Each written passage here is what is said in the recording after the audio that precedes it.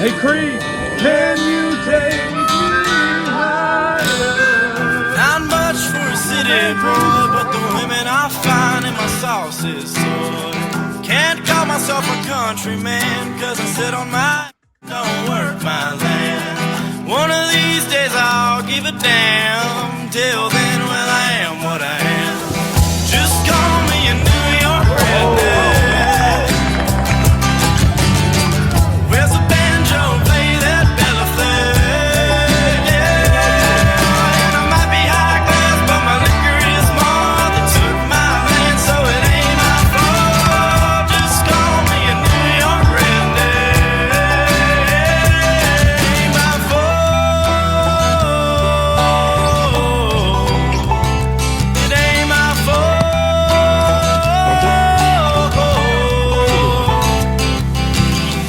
Finna bet on some horses at the track. Drive into Brooklyn, ain't never coming back. Tim's on the ground in the concrete jungle. I might get into a little rumble.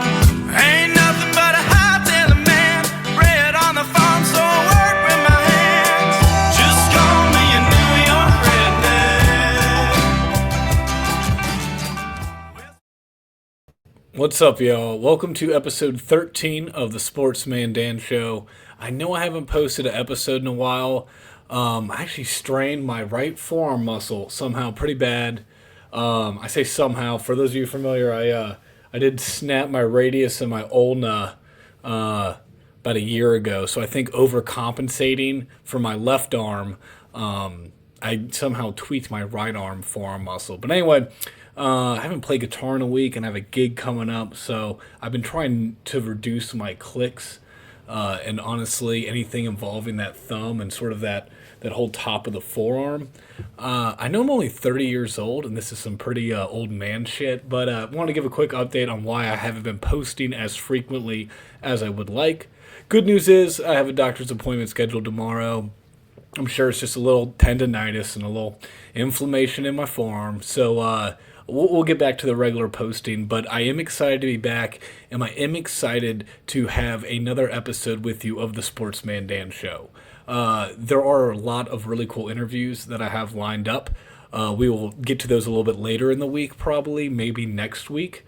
But I've noticed that I haven't quite been touching on the show what I'm so passionate about, and that is prospecting. And watching prospects play, watching minor league baseball, watching spring training baseball, playing MLB The Show franchise mode, and working through the AA and AAA of a team and learning about the farm and how players develop. So I think a new recurring theme on this podcast will not only be the Kobe Mayo Corner, which is my favorite top prospect from the past couple years, but I will also just do a sort of prospect rundown.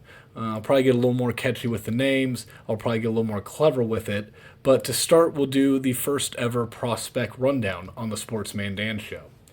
And I know there's a lot of Orioles fans watching this show, so we're going to start with one of my favorite Orioles prospects, and that is the top pitching prospect, Trey Gibson from Yorktown, Virginia.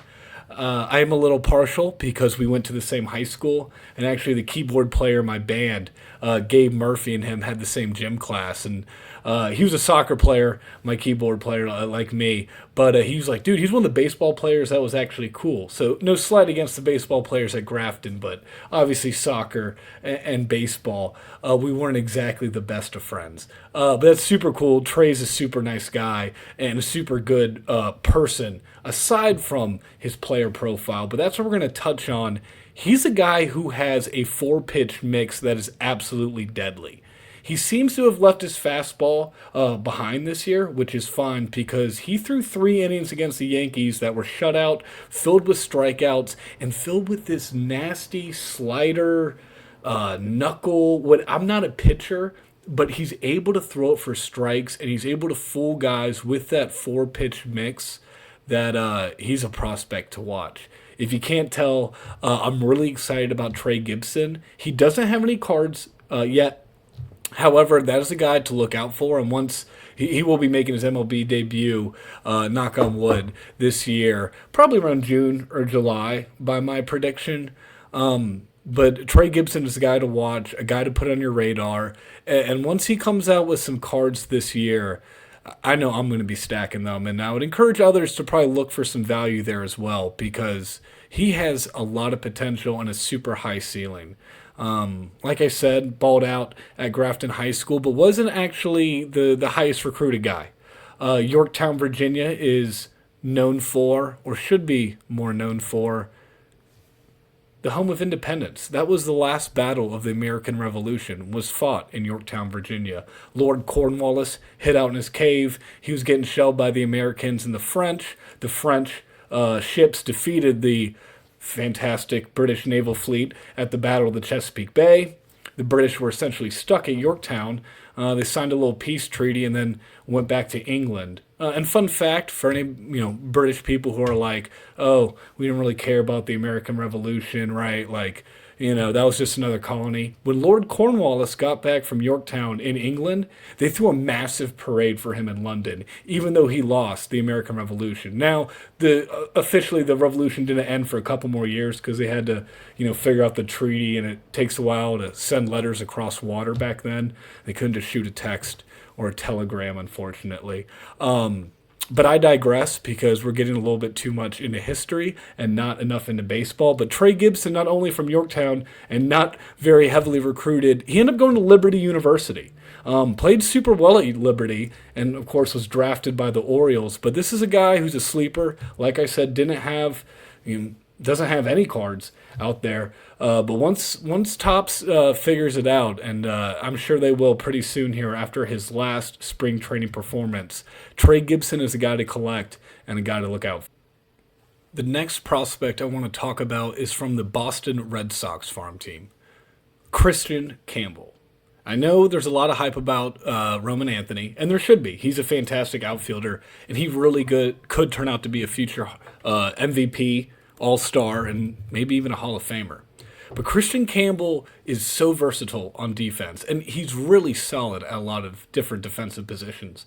I know some people are like, well, he can't play short, he can't really play third. I disagree. I think he can play second, third, short, and first base effectively in the major leagues. Also left field and right field. I'm talking like more than serviceable. He's shown a lot in AAA. Once he does kind of slot into a position, I think you will see a lot more progression defensively. But the best, ability sometimes is availability. And in terms of value in the hobby, right, there's a lot of hype around Roman Anthony and Marcelo Meyer.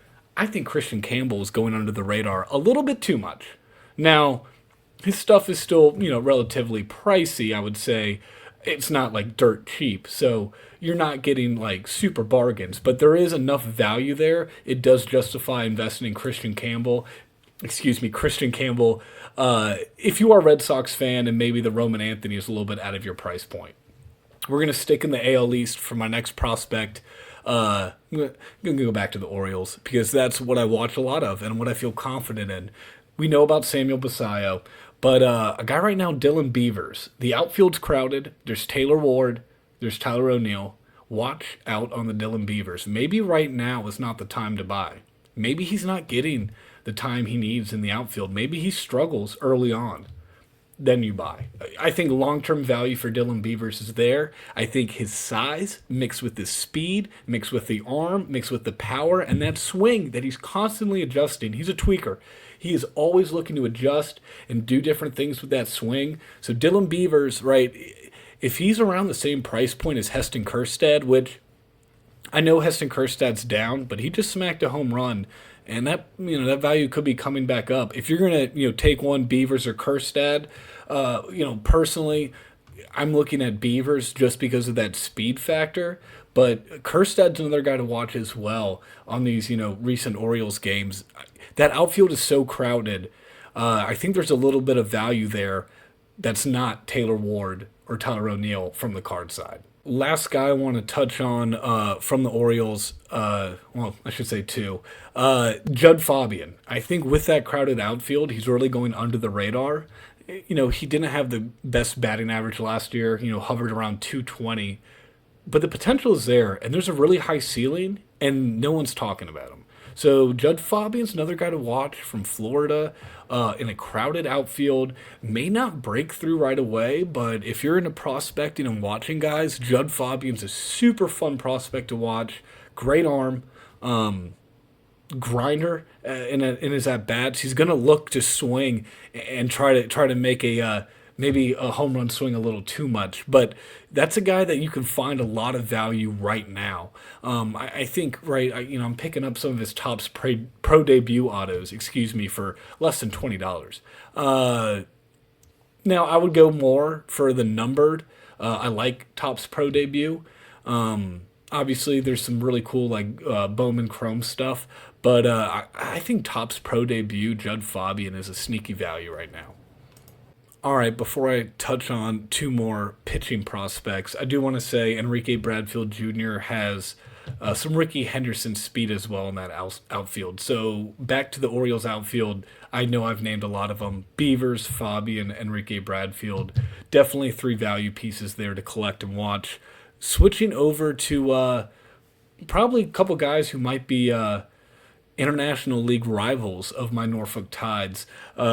Noah Schultz and Jonathan Cannon on the Chicago White Sox. We'll see if either of them actually play for the Charlotte Knights this year, but I've watched enough of both of them to think that they are MLB caliber pitchers. Now, they are on the White Sox, and people have strayed away from the White Sox in the past, but with Murakami, Colson Montgomery, they made that trade for Luis Angel Acuna. I think the White Sox are a really fun team, and these are two guys who could play, they could pitch a lot of innings for the White Sox. I wouldn't be surprised if one of them makes the All-Star game. So Noah Schultz, Jonathan Cannon, two more prospects to watch. I'm sorry if I've been a little rushed this episode. My dad is in town. He's up in Norfolk for a conference. So we're gonna catch dinner. So I'm cutting it a little short here.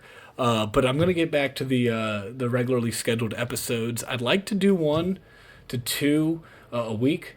Maybe we'll get a little bit more adventurous. But with that 1 to 2, maybe an interview slotted in there. But I want to try to underpromise and overdeliver.